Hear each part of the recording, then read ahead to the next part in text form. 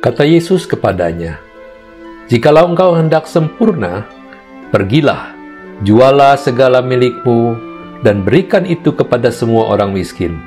Maka engkau akan memperoleh harta di sorga. Kemudian datanglah kemari, dan ikutlah aku." Ketika orang muda itu mendengar perkataan itu, pergilah ia dengan sedih, sebab banyak hartanya. Sekilas orang muda yang kaya itu sangatlah sopan, dan ia memuji Yesus sebagai guru yang baik. Maka dengan penuh rasa hormat, ia bertanya kepada Yesus, bagaimana cara hidup untuk mendapatkan hidup yang kekal? Dan Yesus menjawab hal itu, dan si pemuda dengan penuh semangat menjawab kembali, "Semua itu telah saya lakukan dari sejak saya kecil."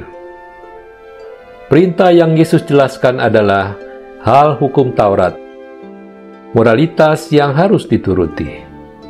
Seperti jangan membunuh, jangan berzina, jangan mencuri, dan sebagainya. Orang muda yang kaya ini tentu melakukan semua itu, tetapi ada satu yang salah di sini. Memang dari segi sikap, ia memang sopan, tetapi ada keinginan tersembunyi di baliknya. Yesus tidak memuji sama sekali semua perbuatan baik yang telah dilakukan orang muda itu sejak kecil menurutnya. Yesus tidak serta-merta merasa bangga ketika ia disebut guru yang baik. Yesus memperlihatkan kepada kita bahwa ia tidak suka dengan kemunafikan, meskipun itu memuji Dia. Kita dapat belajar sikap yang sangat penting dari Yesus. Ia bukan memberikan kasih karunia-Nya karena kebaikan manusia, melainkan memang karena belas kasih-Nya. Karunia keselamatan yang diberikannya adalah kasih sejati yang tidak berdasarkan perbuatan atau pencapaian manusia, melainkan hanya karena iman saja. Jika kita melihat dalam konteks gereja saat ini, seharusnya orang muda kaya ini adalah sumber daya pelayanan yang berlimpah. Andai saja Yesus mau memberikan pujian, maka sangat mungkin Yesus akan mendapat sokongan dari orang muda ini dalam hal dana pelayanan.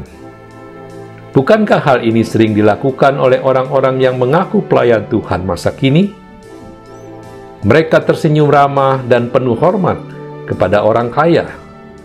Mereka menghormati orang kaya karena mereka dapat memberikan lebih banyak sumber daya.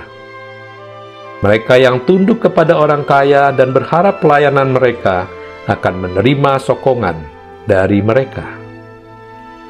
Mari kita lihat pada Yesus yang dengan penuh ketegasan dan tanpa menunjukkan keakraban maupun rasa hormat yang berlebih kepada orang kaya, melainkan memerintahkan untuk menjual semua hartanya dan setelah itu mengikut Dia.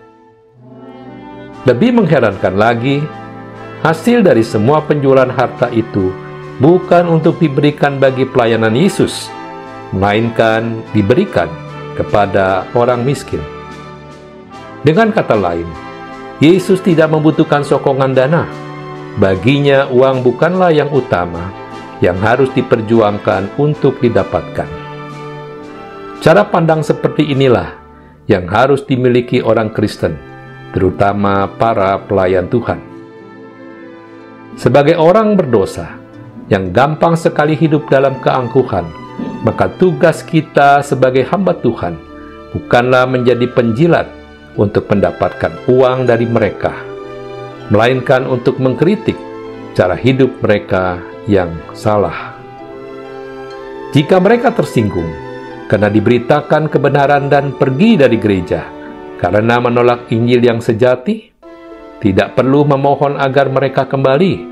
Inilah sikap yang seharusnya dimiliki seorang hamba Tuhan yang mengasihi jiwa-jiwa. Kita harus belajar dan terus belajar dari Yesus untuk tidak menjadi bodoh di hadapan Allah, meskipun kita dipandang bodoh oleh dunia. Perintah Yesus kepada orang muda itu untuk menjual semua hartanya dan mengikut Dia memiliki makna yang indah di baliknya.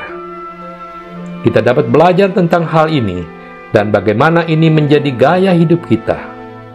Orang muda kaya yang datang kepada Yesus, Dia tidak memerlukan roti karena Ia sudah kaya, tetapi ada hal lain yang Ia inginkan. Orang ini menginginkan penerimaan dan pengakuan. Bukankah ini juga sifat kita yang seringkali ingin diakui karena pencapaian kita? Kita harus bertobat dari sikap hati dan pikiran kita yang sesat ini. Jawaban Yesus atas pertanyaan orang muda itu sangat mengecewakan orang muda itu, sehingga ia pergi dengan rasa sedih karena apa yang ia inginkan tidak tercapai.